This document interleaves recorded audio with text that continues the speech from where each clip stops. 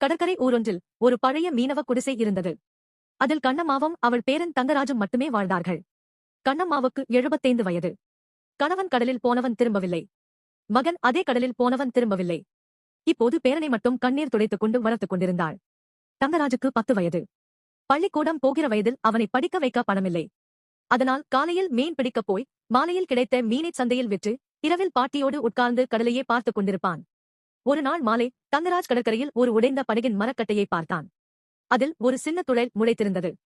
யாரோ எரிந்து விட்டுப் போன தென்னை மரக்கன்று. வேர்கள் மணலில் புதைந்து இலை ஒன்றே ஒன்று மட்டும் நடுங்கிக் கொண்டிருந்தது. தங்கராஜ் அதை பார்த்ததும் ஏதோ ஒரு தாகம் பிறந்தது. அவன் அந்த கன்றைத் தூக்கி வீட்டுக்குப் பின்னால் உள்ள சின்ன மணல் திட்டில் நட்டான். ஒரு உடைந்த வாளியில் தண்ணீர் மொண்டு ஊற்றினான். பாட்டி, இது வளர்ந்தா நிழல் வரும். நாம 2 பேரும் அதுல உட்காரலாம். நான் பெரியவனானதும் இதுல ஏறி தேங்காய் பறிப்பேன். உனக்கு தேங்காய் பால் காய்ச்சி கொடுப்பேன் என்று சொன்னான். கண்ணம்மா சிரித்தாள். ஆனால் அவள் கண்களில் கவலை இருந்தது. கடற்கரை மணல்ல தென்னை வளராது பையா.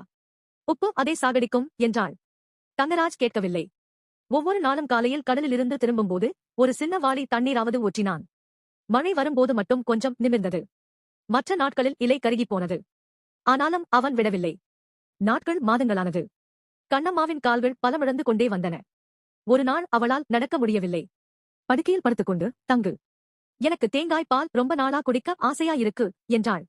குரல் தளதளத்தது. தங்கராஜ் அன்று முழுவதும் கடலில் மீன் பிடிக்கவில்லை. வீட்டுக்குப் பின்னால் போய் அந்த தென்னை மரத்தருகே உட்கார்ந்து அழுதான். ஏண்டா, நீ வளர மாட்டியா? பாட்டி போயிடுவா. நான் தனியா ஆயிடுவேன். ப்ளீஸ், கொஞ்சம் வளரு. குழந்தையின் குரல் காற்றில் கரைந்தது. அன்றிரவு பெரிய புயல் வந்தது. மழையாய் பெய்தது. காற்று வீட்டைத் தட்டியது. தங்கராஜ் பாட்டியை இறுகப் பிடித்துக் கொண்டு உட்கார்ந்திருந்தான். காலை விடிந்தது.